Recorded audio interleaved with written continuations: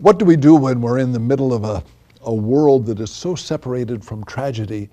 It could happen in Nepal. It could happen in the Philippines. What do you do? How can we be a part? Stay tuned. I've got the answer.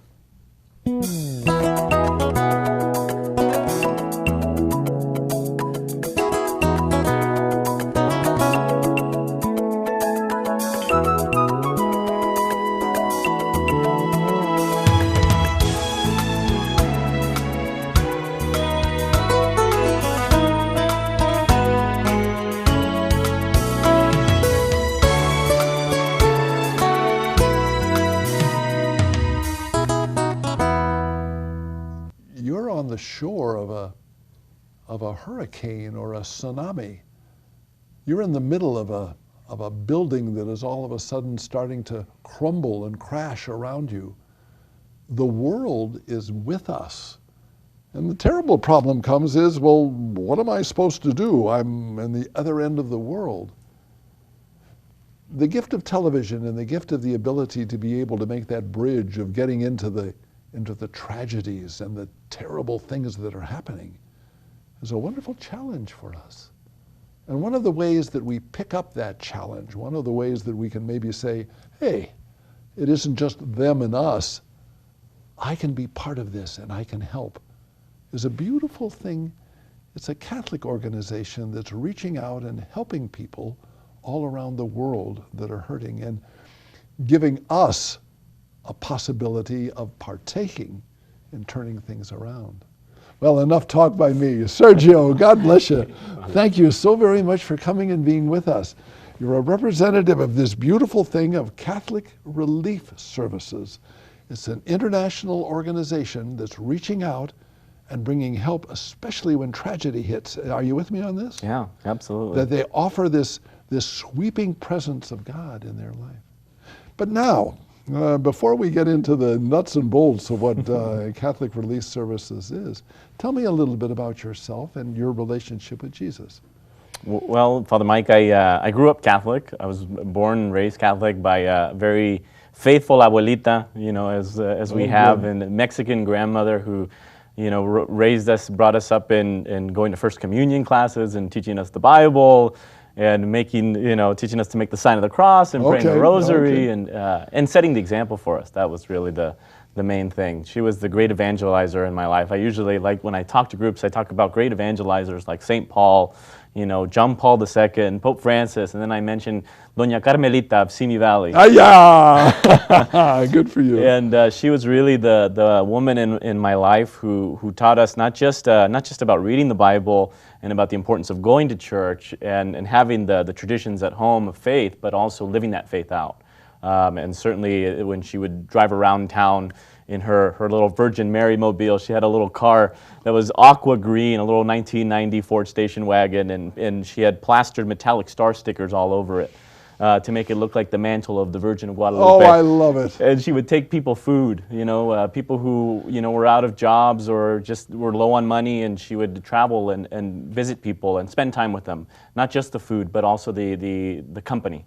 And this was the evangelizer in my life who taught me the kind of, from a young age, what it means to be a people of service for others, and what does it mean to be a person of faith. And thus encounter Jesus. Amen, amen. And so when I was in high school, I had already had this amazing experience of faith through my grandmother, but in high school I had an experience that really became my experience. And I was at an event with about 15,000 other young people in the Archdiocese of Los Angeles, and it was the first time I had really closed my eyes and really said a prayer that was really my own. And that was the moment that kind of set me on this course, I think, to where I am. And where you are is getting involved in something that is quite monumental. I mean, this isn't some trivial little thing that you're setting the course of your life for. Mm-hmm. You are caring in a deep, deep way for people around the world. Mm-hmm. Through this organization. Tell us a little bit about Catholic Relief Services. What is this organization that you've gotten into? Well, Catholic Relief Services is the official international humanitarian agency of the Catholic Church in the United States.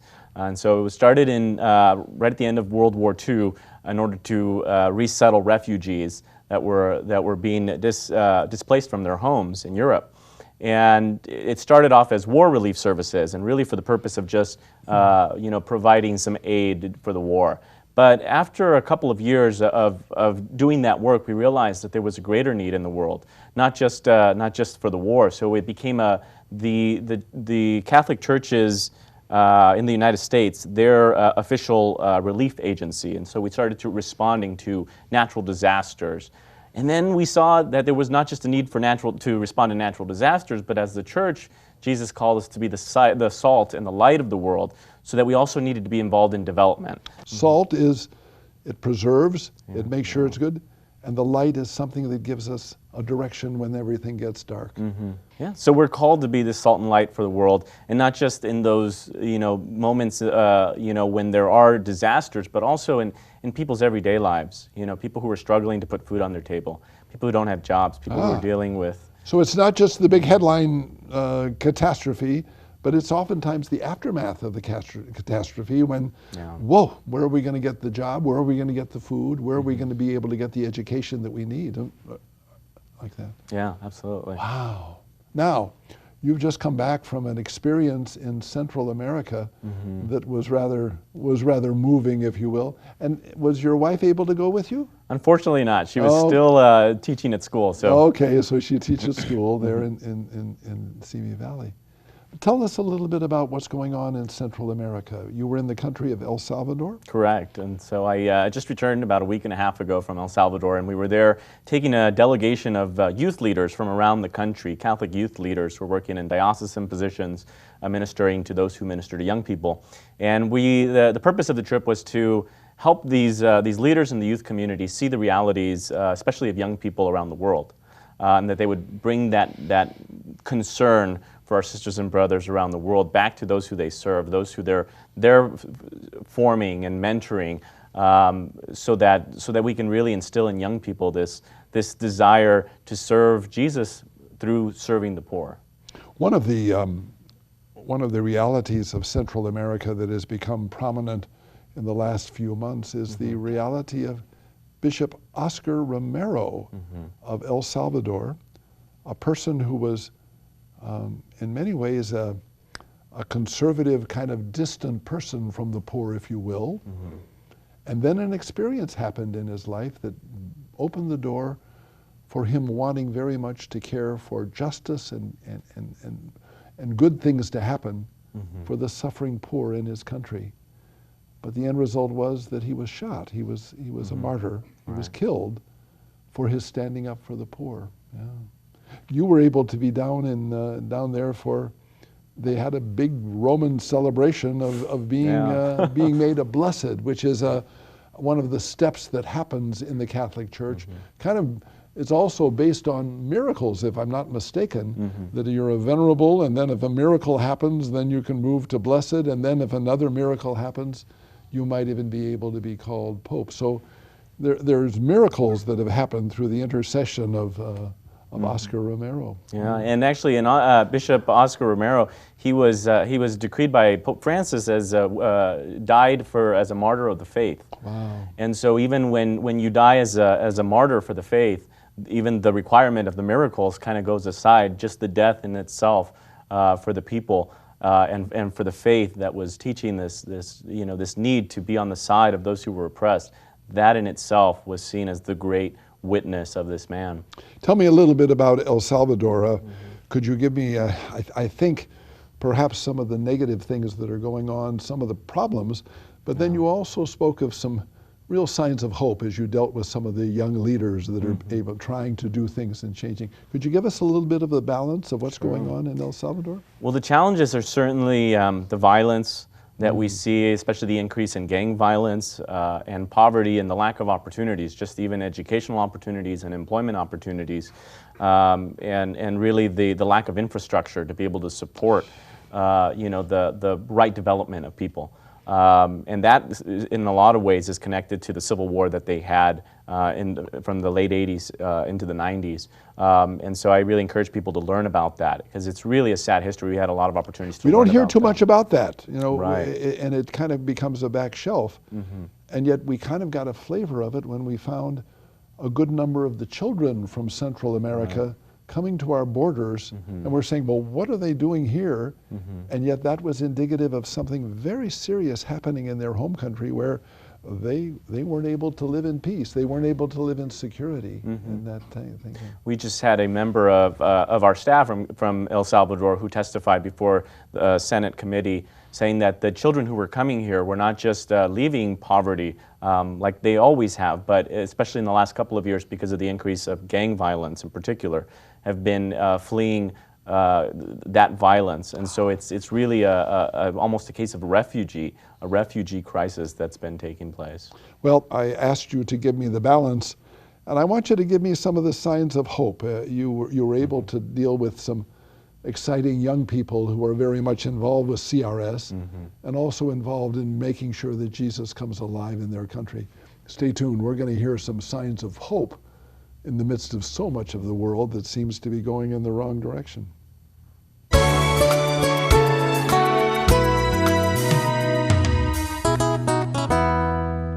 I am very excited to offer you a special gift. This is a magnet with the image of Pope Francis there. Pope Francis has his thumbs up and he's shouting victory. He's shouting the joy of Jesus coming into our life. I want you to have this as a blessing to your family. You put it on your refrigerator, you put it on a place where everybody passes frequently, and allow the memory and the life of Francis to come into your family, to remember the power of what this man is bringing to the church and to the world. We know that he's been very much concerned about this sacred earth on which we live, that we are responsible to making sure that this is taken care of. And now we're celebrating a year that he's designated a year of mercy as we cry out to God for mercy. Let the Pope become a blessing for you, that as you move around your house and glance at this, you can allow the beauty and the life that he offers to touch us and bring us great joy. Now, this is going to be a blessing for you, and it's going to be a blessing for us here at the television ministry. We're going to ask you if you would send $5 or more, if you can, it would be helpful, in order to allow us to be able to continue this work of sharing the good news right in line with whatever Pope Francis is saying. This is what we're trying to do. The number on which you could order is right there on the screen. Please order it today. We only have limited amounts of these, and I'm being very honest with you. This is going to be such a great thing for you. And there are people right now waiting on the phone to respond to your urgent call. Please remember that you can change the world by picking up the power of what Francis is doing and letting it enter into your family, into your home.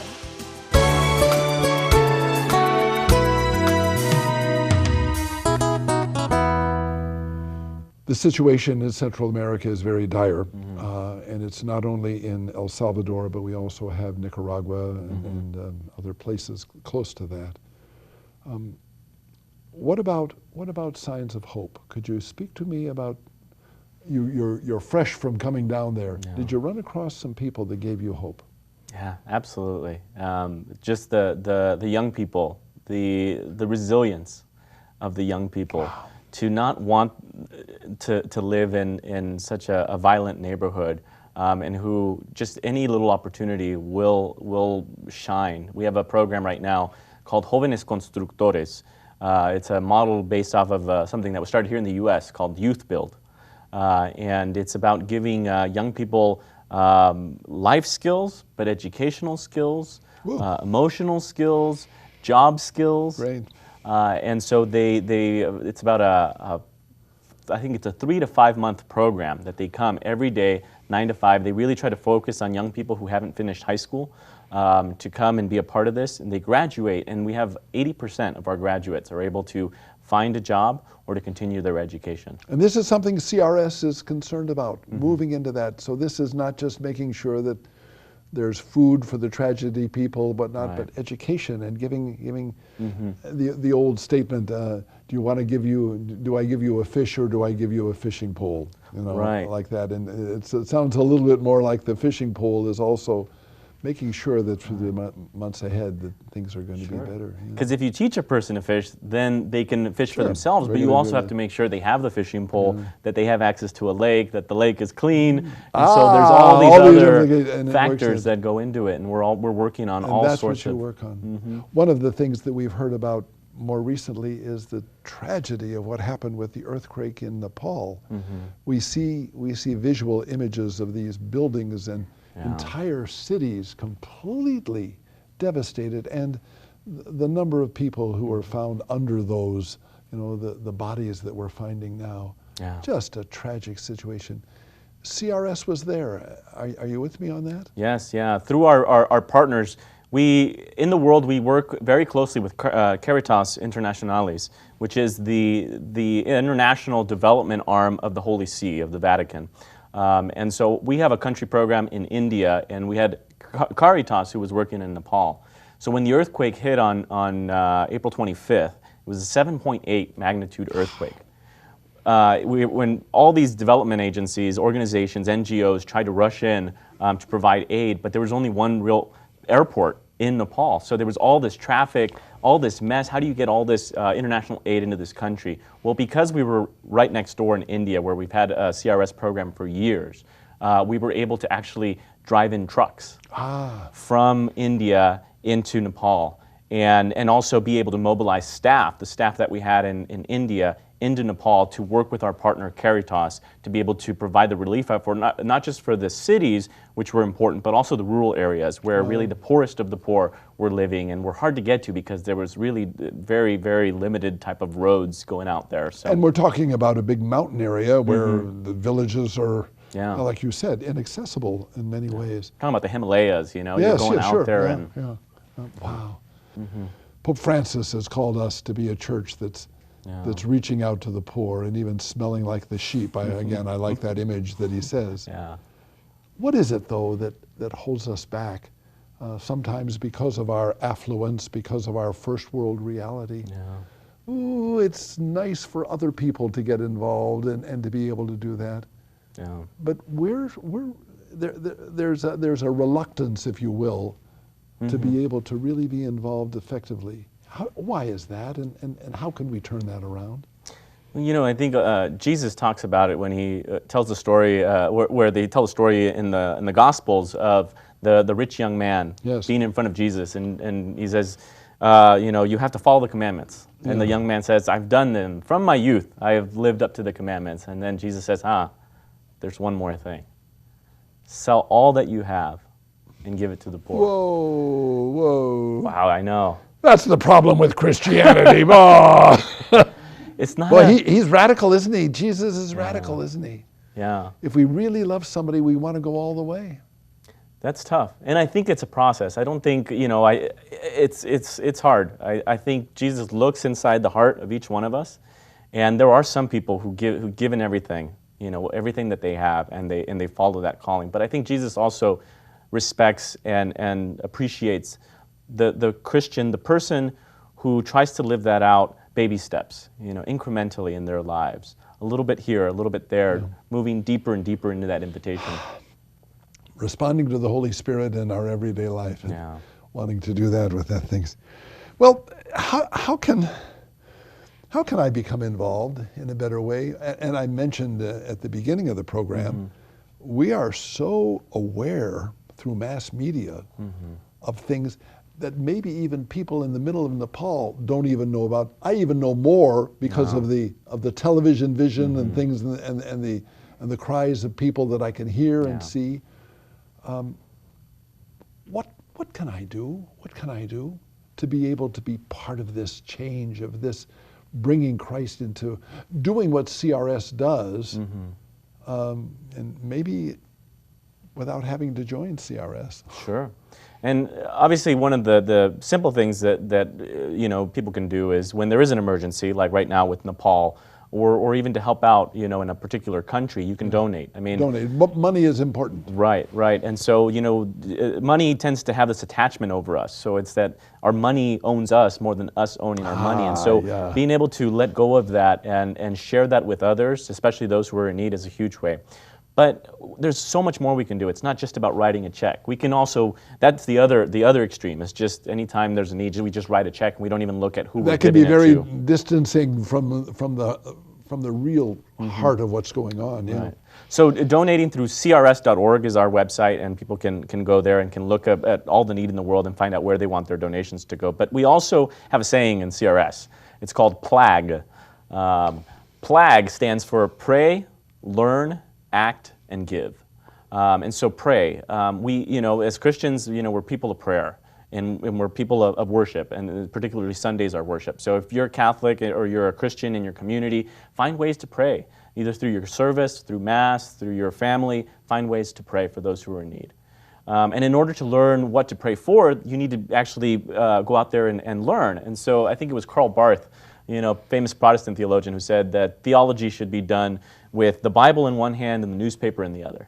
I'm sure now he would probably say the internet on the yes. in the other hand. And so go out in social media and learn about what's going on in the world, and so that you know what to pray for. And then act. And there's so many things that we can do, changing our own habits here in the United States, choosing fair trade, a process of consuming goods that we're making sure that the person who made them was paid a fair wage, a just wage. And that's tying into this, we see this on your shirt, CRS, Fair Trade. That's what it's about, making sure that there's a business equality and a business justice reality. Right, that we're bringing our morality to our buying, our shopping. Yes.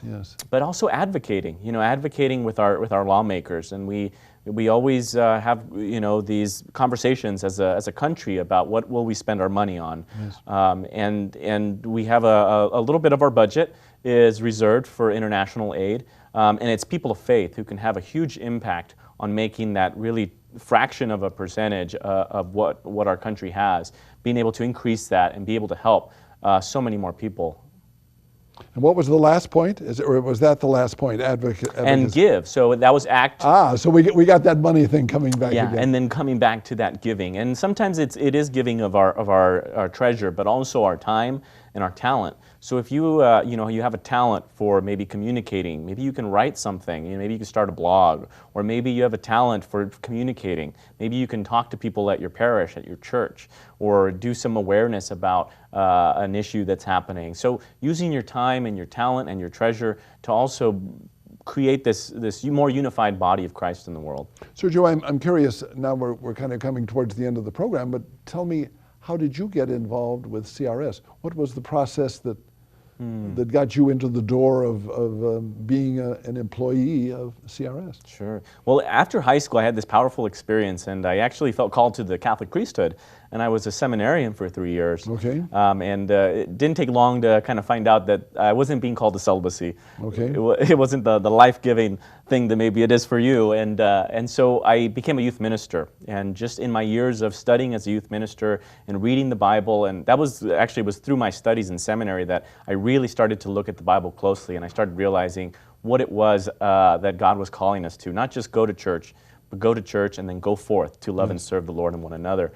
And so through that, being involved in ministry, somebody found me. Somebody was looking for a bilingual, young, person who could help raise awareness about this beautiful work of the church here in the United States. And one thing led to another, and I ended up working at Catholic Relief Services. So there was a connection with a person who, who knew you, invited you, and you said yes. Yeah.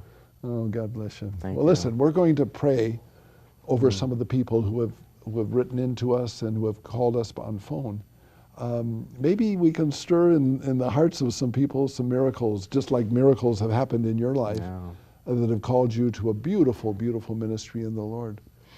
Stay tuned. Hold on. There might be some prayers that are going to change your life right now.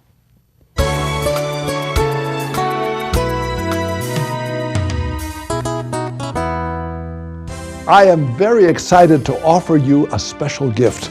This is a magnet with the image of Pope Francis there. Pope Francis has his thumbs up and he's shouting victory. He's shouting the joy of Jesus coming into our life. I want you to have this as a blessing to your family. You put it on your refrigerator, you put it on a place where everybody passes frequently, and allow the memory and the life of Francis to come into your family, to remember the power of what this man is bringing to the church and to the world.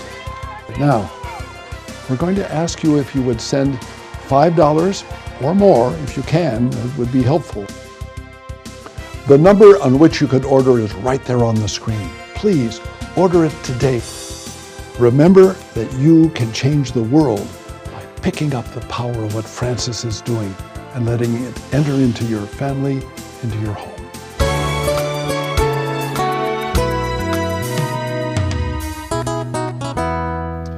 One of the important things is seeing the connection with something we're also aware of, and that's Catholic Charities. Whenever here in the United States, I get people that come to knocking on the door saying, you know, where can I find a job or a place to stay? One of my references is get in touch with Catholic Charities, and they do that. But there's a connection, isn't there, between CRS and Catholic Charities? Yeah, absolutely. And we have a saying, you know, think globally and act locally. And certainly one of the ways you can act locally is through our sister agency here in the United States, Catholic Charities. And so they, in a lot of ways, do very similar, the work that we do internationally, they do here. So working with communities that are affected by poverty and violence and joblessness, providing psychosocial services and that. So usually through Catholic dioceses, you can get in touch with a Catholic Charities office. Great.